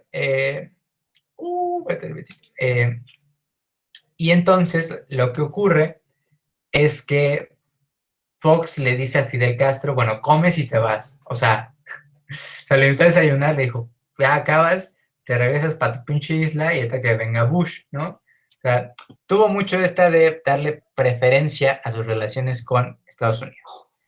El crecimiento económico, bastante mediocrizón, ¿no? El crecimiento del PIB de 1.9% y un crecimiento del 2.3%. Mejor que lo que había tenido durante el periodo de la implantación del neoliberalismo, sí, pero tampoco. Y el gran complejo del aeropuerto de Texcoco, que hoy en día ya está canceladísimo, pero bueno, fue idea de Fox, pero se le levantaron en armas a algunos pobladores y pues al final no se armó el negocio, el changarrito. Fox, fama propiamente de corrupto no tiene su gobierno. Fue más una fama de, wow, cambiamos de partido y wow, no sirvió para casi nada, ¿no? Porque el Congreso no lo dejó hacer nada, entonces simplemente fue un wow, cambiamos de partido. Pero propiamente una fama de corrupto no tuvo.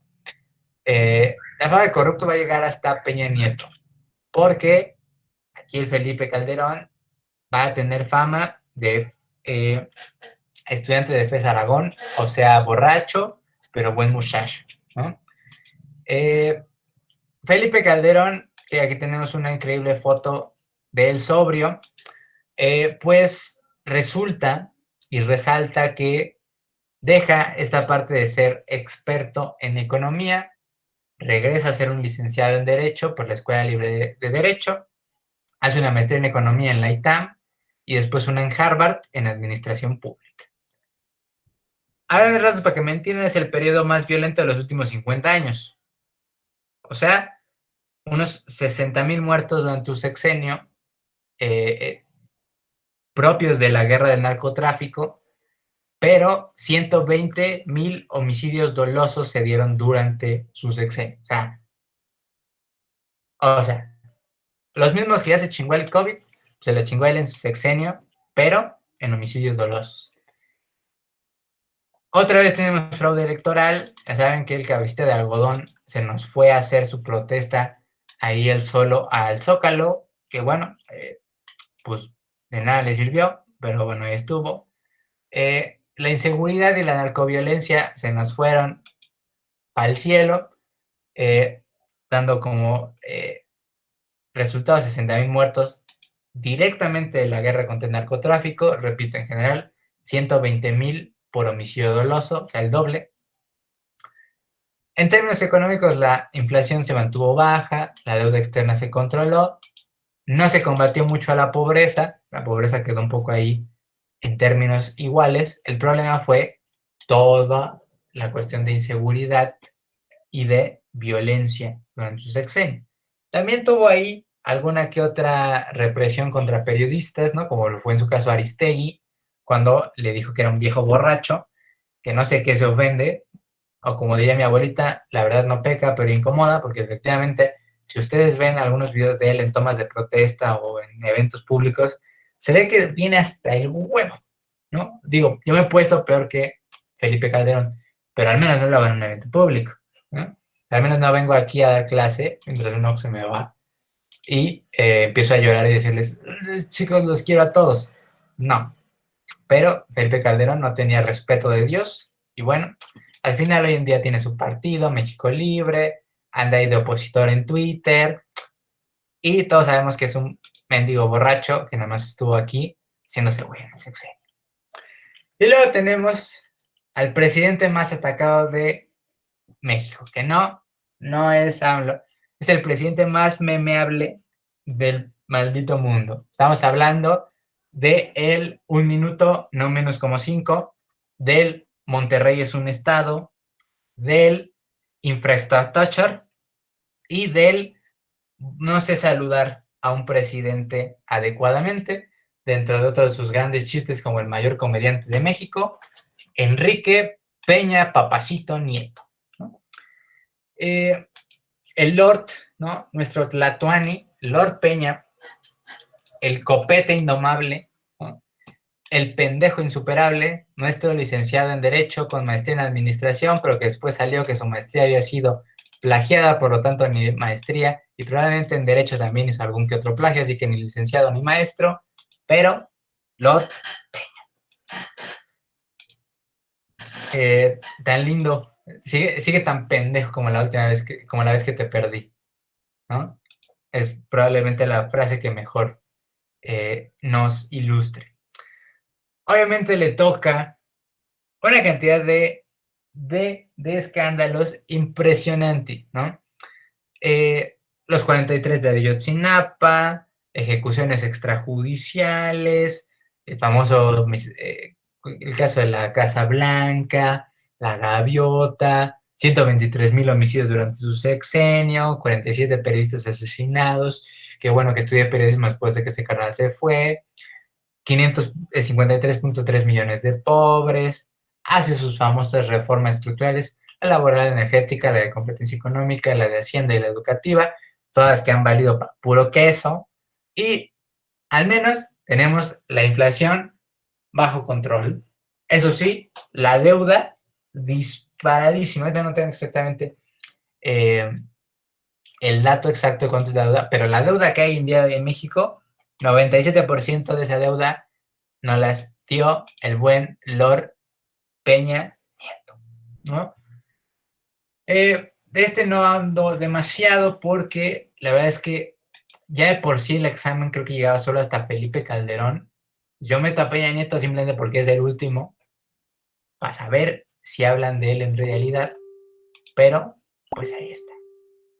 Entonces, ¿qué es el México contemporáneo? México contemporáneo es un conjunto de sexenios que van desde 1940 hasta el 2012, en el que hemos demostrado que nuestros presidentes desde esa época han servido para pura reata, no han servido para nada, para puro queso, pero en general podemos decir que estuvo el milagro mexicano, empezó a crecer, desarrollo estabilizador, medio quisimos hacer algo, luego el desarrollo compartido, no se hizo nada, luego el periodo del neoliberalismo, perdimos más de lo que ganamos, tecnócratas, no sirvieron para mucho, y alternancia política, tampoco hubo un gran cambio, y al final terminamos con el presidente más pendejo de la historia del mundo. Resumen del México contemporáneo en 1 minuto. ¿Dudas sobre el México contemporáneo o en general, pues, de todo lo que estuvimos viendo hoy. Probablemente, digo, para mí, nadie le va a llevar, bueno, Peña Nieto le compite en lo pendejo a nuestro buen José López Portillo, ¿no? Con maldita devaluación en 400%. ¿No? Ahí se van. Ahí los pongo en empate en el número 1 del presidente más pendejo de la historia de México. Cierto. Y al final, bueno, pues así queda, ¿no? Entonces, hoy terminamos Historia de México. Hoy despídanse del chismecito histórico sobre nuestro país. ¿No? Hubo temas en los que me hubiera gustado ampliar un poco más, pero pues tampoco de eso va lo que es el examen de la UNAM.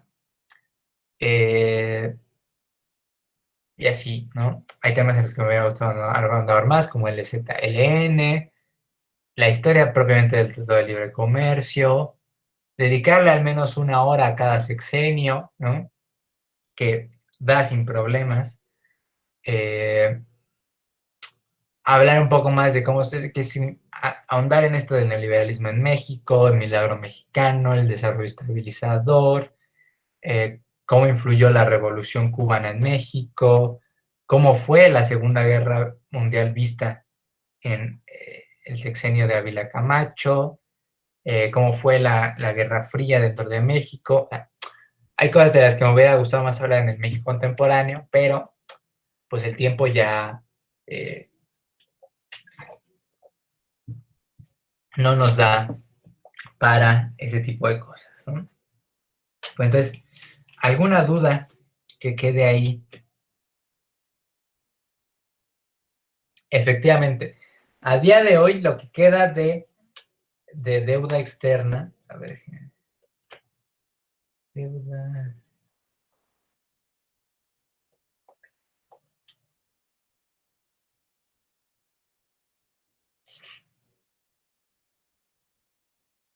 La deuda externa durante el sexenio de Peña Nieto fue de 2.930.000 millones de pesos.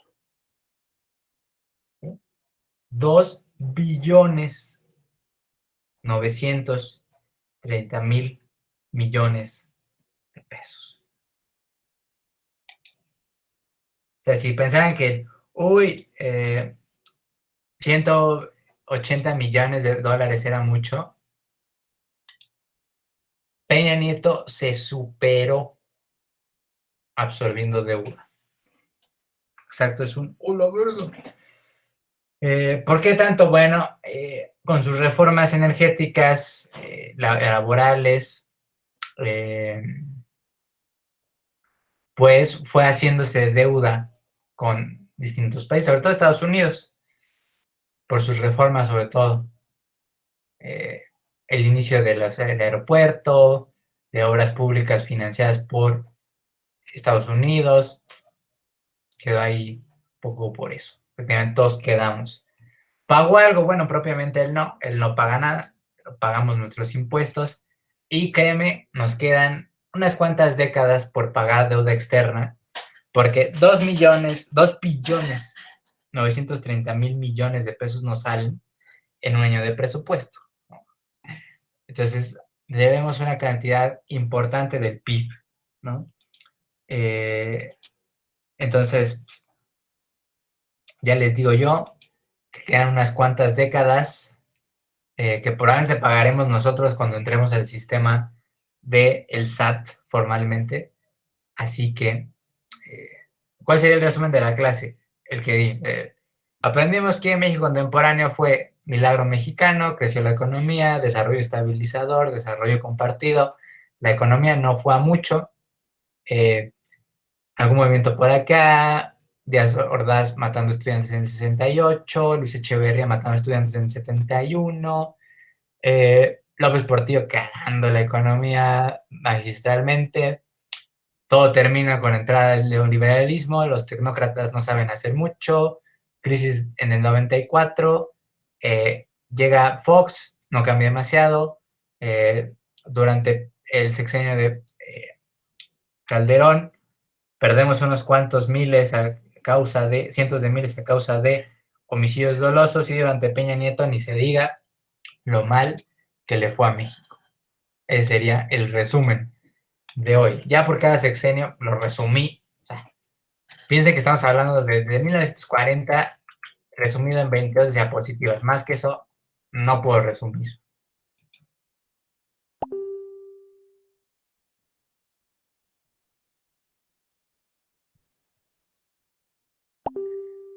Entonces, bueno, eso sería todo por hoy.